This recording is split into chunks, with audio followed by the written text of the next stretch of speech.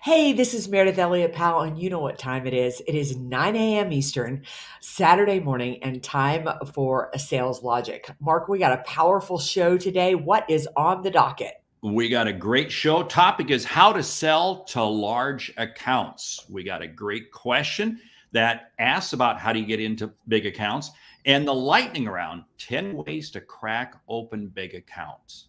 And in between there, we'll talk about a cool book we got. So, hey, that's the show. All right, you ready to rock and roll? I'll hit the video and we will get going and see what the audience has to say today. Prospect with integrity, we will get customers who have integrity.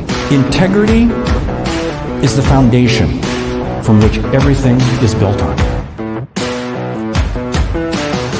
You better understand value. But at the end of the day, sales is a relationship business. It is a people business. It is an emotional business.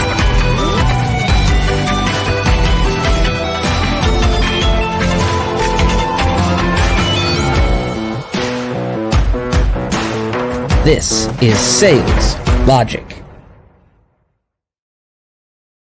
This is Sales Logic, the show where we dive into the strategies, discuss the steps, everything that you need to know to, well, sell logically. Mark, we got a big show today. So I'd just like to tell the audience how the show works. Every week we come to you 9 a.m. Eastern. We have a hot topic. My favorite part of the show is the question we have from you. We discuss a book, and just so that you get return on investment, we have a lightning round. So, Mark, what is on the dock for today? Well, on doc for you is you're drinking a lot of coffee because you're on mountain time today, right? Hanging out there Absolutely. in Idaho. So anyway, That's right. anyway, hey, the question comes from Danny in New Orleans. He asks, I've been assigned a new list of enterprise accounts. I've only got connections with a couple of them. What should I be doing? I know if I don't show major progress within 6 months, I will be let go. Gee, that sounds so typical, doesn't it? Yeah. So number one is I would start with the ones where you have connections. I mean, take the low hanging fruit because here's the good thing is there is a chance that some of those accounts are connected to your other accounts. So give yourself a break, start small and start with those accounts where you have connections. I also want to add though, slow down, take a breath. Don't worry about selling. Let's just get to know these accounts, who they are, and what their challenges are. You stole my line for me. You slow down to go fast. I mean, Yes. that's so true. It's easy for you, Danny, to become overwhelmed. I got to make progress. I got this list of accounts. I got 6 months or less to do it in. Start with what you know and start building relationships and contacts. Don't try to, well, how do you eat an elephant? One bite at a time. Now, I don't want to say take your time, but do due diligence on a few accounts at a time and work from there. Yeah. I would also say put that goal out of your mind of being gone in 6 months. That's something you can't control. Back up and focus on what you can control. And you can control, start to think about. I talked to some of the others in the organization that are really successful. What do they do day in and day out? What are they doing that's really working with those large accounts? What are they doing? What did they used to do or what do they see that isn't working? That's also a really good question to ask your customers. It is. And what you're doing is you're just uncovering information. One thing that I also like to say, okay, Danny, take your accounts and begin breaking them out by industry type. Now, maybe they're all in the same industry. And if so, that's great. What do you know about the industry? What do you know about the trade associations in the industry? What do you know about what's happening within that world? Because what that's going to do is going to allow you to be more knowledgeable and more insightful as you begin developing your relationships. Yeah, you're going to need to go beyond the contact you have too. You need to get to know who the key players are. I mean, one reason an enterprise account is so challenging is because you have to work with so many different decision makers within the account. So you need to get up under there and you need to understand who all needs to be involved in the process and start making connections with those people. And what that means is that means probably finding contacts outside of those companies. In other words, hey, this is where LinkedIn comes into play. Go Yeah. out to LinkedIn. Who are these people connected to? Who are other people? But again, your ultimate goal is to be seen as a peer who can come in and craft a solution that they're looking for. And when you do ultimately break into the account, and I'm not saying to wait 6 months to do it. No, you have to set your sights at different levels. It's easy to sit there and say, "Oh, I'm going to call the CEO." My CEO is not going to take your call. I always, when going after enterprise accounts, say start at the medium level, maybe even a little lower level, because you're gathering intel, you're gathering insights. Then that gives you the knowledge base and the confidence to really go to the level that you want to go to. Yeah. Spencer Ripley says here, detail really makes you different. Spencer, what a great comment, because I was just about to go there with that too, is that you need to really understand the problem of those enterprise accounts. I mean, what are their pain points? People don't talk to you because, they need to talk to a salesperson. They're looking to solve a problem. And you need to understand. So even before you start making those calls, research the industry, really understand the industry and what's their biggest pain point and sell there. It is so key, because when you understand the solution, you can understand more what the outcome is. Now, here's one of the challenges. You can become so insightful on an industry that you lose sight of the customer itself. Where am I going with this? Here's the deal.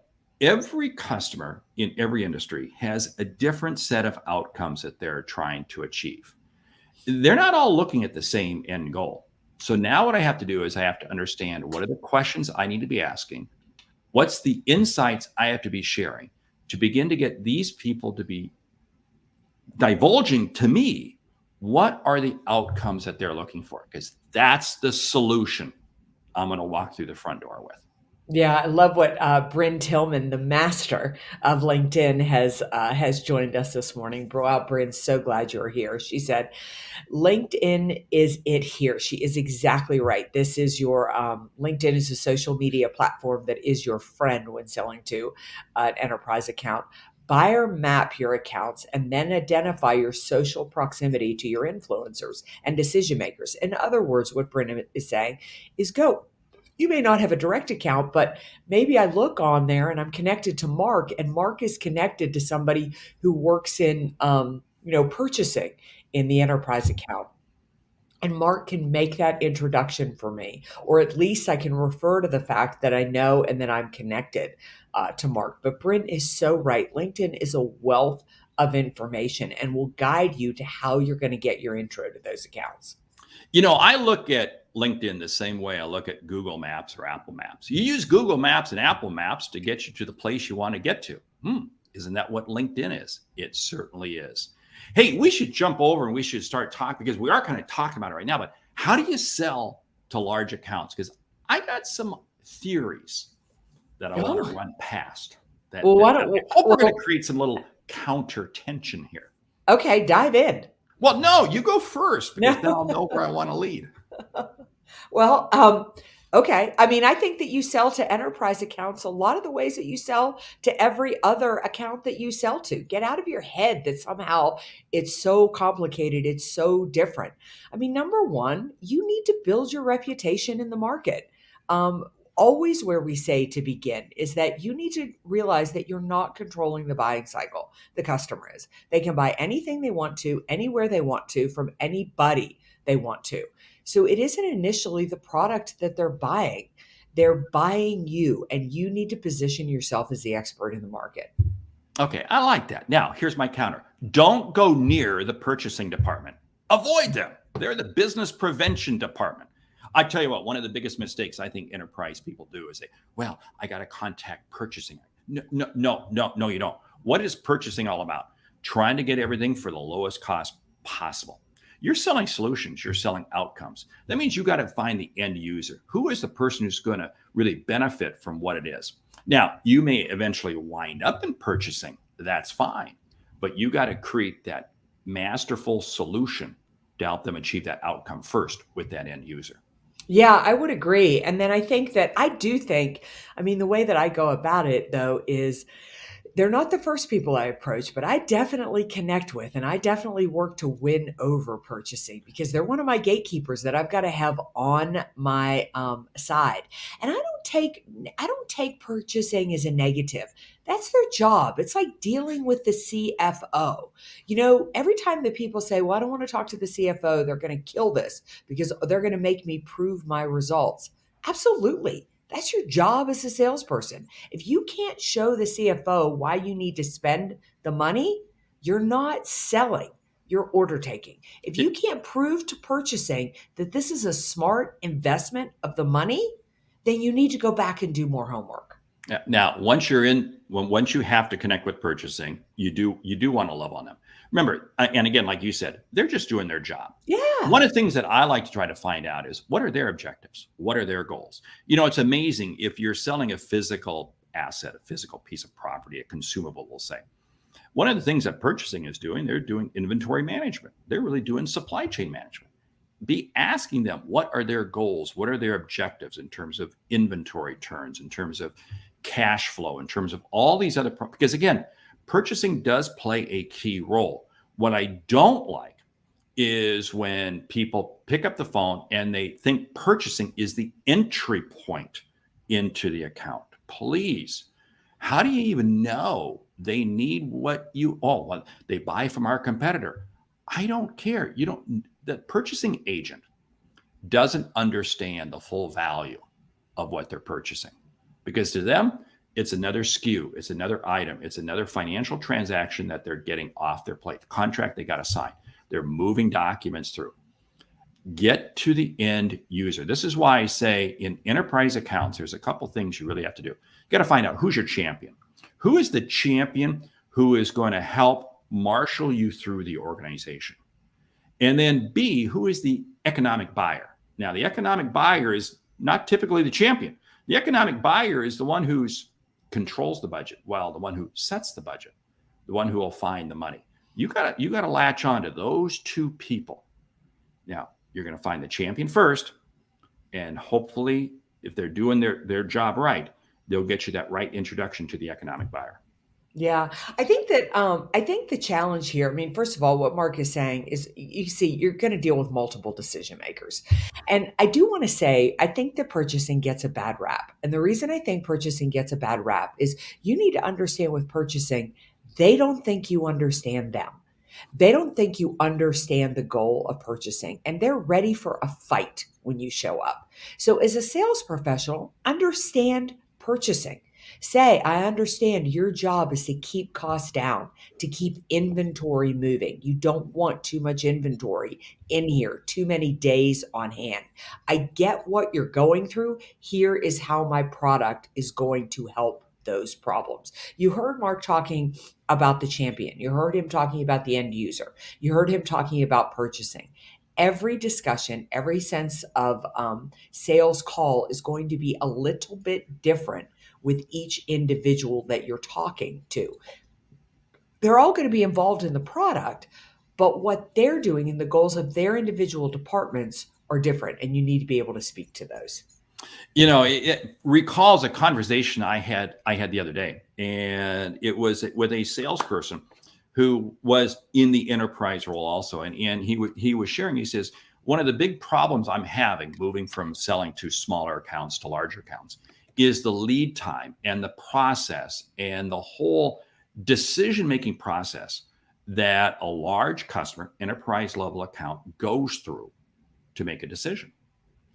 And I was asking him, I said, talk to me about that. He says, well, what it means is I am having to change the lead times that I expect in terms of forecasting. When I was in my old role selling to smaller accounts, I could start prospecting somebody at the beginning of the quarter and expect to close them at the end of the quarter. Now at the enterprise level, because they may sign off on it, they may like it, but it may take them 3 to 4 to 5 months before they ultimately write a PO to buy. And he said that has been a major shift in his thinking. And that is a key critical factor. You've got to find out what is the process the customer uses to evaluate, to assess, to ultimately buy what you have to sell. Yeah, I think along with that, not only the decision-making process, but you need to speak the language. You really need to speak the language of the company. Every company has acronyms. Every company has roles. Every company has, product descriptions and definitions and department divisions and titles. And you need to know what those are, and you need to be prepared to speak the language. Big part of the research. You need to research the industry, but you also need to research, the company. I went in a few years ago with a client that I was working with, and his CEO had me going out on some calls with his sales team, and I heard the sales person say, "Now, I think you've been around about 30 years." And the company had been in that community for 30 years, but they had been in business for over 129. Big mistake. They were so proud of their founding story and the very fact that they had survived really challenging times in a tough industry. He also didn't know where their supply chain came from. It was a very complicated supply chain, which was one of the reasons that we were there. And he knew a couple of the places that their supplies came from, but he didn't intimately understand the supply chain. And we were dead in the water before we ever got started. I got to reveal, this is a scary story from years gone by, but I'm walking into a Fortune 500 company to sell, meeting with one of the senior people, same floor as the CEO. In fact, as we're sitting in his office, the CEO's office is right next door. And that morning in the newspaper, remember when they used to print newspapers, that company had released their quarterly earnings. And naturally, hey, I'm in the know. Congratulations on your earnings.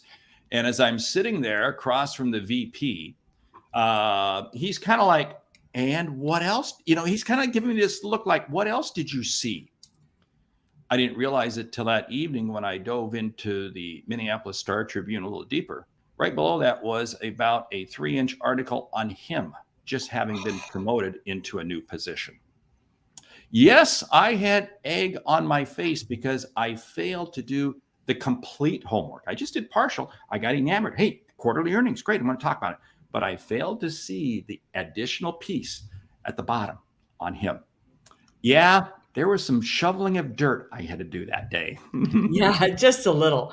I think the other thing that you need to realize, I think it's with every type of account, but I think especially with enterprise, is that time is their most precious commodity, and really respect that time. I mean, a sales call is a privilege. It is always a privilege. And so when you go in, make sure that you're using that time as effectively as possible. Boy, I tell you what, I'm going to run with another story on that. When I used to be director of sales, major Fortune 100 company, I'd have occasionally salespeople come into my office. And the last thing I wanted them to do was to sit there and yuck, yuck, yuck. I wanted them to get to the fact quickly of what we're talking about. But the same token, I did not want them to come into my office and be enamored with the view I had. I had a beautiful view of a lake out behind the office and with the office. And no, because again, I'm in this position. I want to see you as a peer. The people who came into my office and treated me as a peer and demonstrated that level of knowledge, they're the ones who got the time. Everyone else gone in 30 seconds or less. Yeah. I think, Mark, I think something so important that you're talking about here is that you need to understand the decision maker style in front of you. I think that's really, really important because I'm like you. I just want you to get to the facts. I really don't want to talk about anything. If I gave you 15 minutes, I'd be thrilled if you only took 12. But I sold to a CEO who was on a hiking trip in Europe, and we were hiking together, and he just asked me what I did for a living. And we started hiking together, and that went completely off into the places that we'd hiked in the world, the trips we'd taken and everything like that. He hired me without really even knowing if I told the truth about what I do for a living. But he was very relationship oriented. That's what he wanted to know about me, my family, how I spent my free time. You need to know and respect who is in front of you. It's one reason that sales training drives me nuts is that nothing worse to me than when I get on the phone or the computer with a salesperson, or God forbid they're in front of me, and they ask me inane questions like, "How's my weekend?" Like, that is not who I am. Don't ask me that. However, I respect the fact that there may be CEOs who want to be asked that, and go with that, engage with that. And that's understand the person almost before you walk in there. And I would hope that your hiking trip to Europe suddenly became a business deduction. So It just did. saying on that Yes. one. Anyway. Aren't they Hey, all? whoa, wow. Okay. We will save that one for a replay later on. Hey, let's jump into the book, because we got a book today picked out from a good friend of ours who, I don't know, last time I saw Jill was 2 or 3 years ago, but Jill Conrath. In fact, I got the book right here. I made sure I had it on my bookshelf. Jill Conrath, Selling to Big Companies. This came out a number of years ago, but I'll tell you what, it is still gold. And I recommend it to people who are trying to crack into those big accounts, especially if you've been used to selling those smaller accounts. This book is gold. I don't know if you've had a chance to, I'm sure you've read it at one time or another. I have. There's not a book Jill Conrath hasn't put out that I haven't read. But I don't know anybody who understands the enterprise account better than Jill Conrath. I mean, truly, if you want to dig in a little bit deeper, if you want to understand a little bit more about enterprise accounts, she's definitely the one to follow. Yeah, she is. She is gold. Anyway, ready for lightning round? Absolutely. 10 ways to crack open big accounts. You're on the clock. All right. I would say number one is focus on trigger events. We've got a good friend, Sam Richter. Every time I think of a trigger event, I think about Sam Richter. He talks about him all the time with his sales intel engine. But in other words, what's their biggest shift? What's their biggest change? What's their biggest pain point? Start there. I'm going to add to that. Find people who have just recently settled into positions, because senior level people in new positions, they want to make changes. They want to make statements. They want to make some bold actions. You want to help them do it. Yeah, I'm going to go with Bryn Tillman's suggestion, and that is work your LinkedIn connections. Find your entrees to get in to the account that way. And I'm going to add, don't start with the purchasing department. Start with the people who are going to use you, not abuse you. Yeah. Use your current connections with big accounts to open other enterprise accounts. It's a small world. It's a connected world. One can lead to another. And if you have blown the mind of your current enterprise account, they will gladly open the door for another opportunity. Dig in and find out who your customers' customers are. You're going into an enterprise account. Find out who they sell to. Who do they serve? That's going to give you incredible insight as to where they're going as a company. Yeah, understand the biggest pain points. If you had to nail it down to the top 3 pain points of that industry, of that customer, what are those? And be ready to say how you solve them. Look at their financial documents, whether that be their annual report, their 10Ks, any 8K filings. Make sure you're abreast of to where they're at as a corporation. Yeah, know the players. Know the players before you go in. Know who all you're going to need to have at the table in order to everybody who's going to influence that sale. Look at the hierarchical structure. Are they owned by investment firms? Who else do those investment firms own? Are they publicly traded? Are they part of a larger corporation, other divisions, other areas? It's amazing how much insight you can glean just by doing 30 minutes worth of homework, looking around.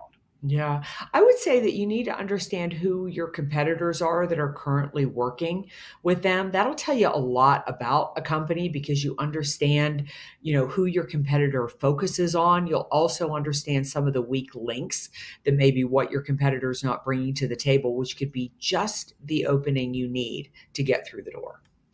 Be patient. It's going to take time because they didn't wake up this morning waiting to hear from you. So it's going to take time, and you better spread your reach. Don't try to reach out to just one person. Reach out to multiple people to try to find that one contact that you can begin developing.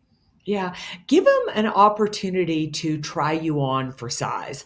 I think one of the problems with cracking the enterprise accounts is that we try to go in too big. We think it should be an enterprise sale, right? We think it should be multiple six figures.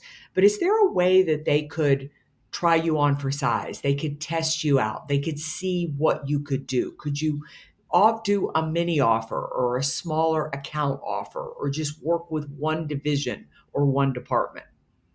I'll share one more. You share one more. You stole the one I wanted to share, land and expand. So go ahead. Oh, okay.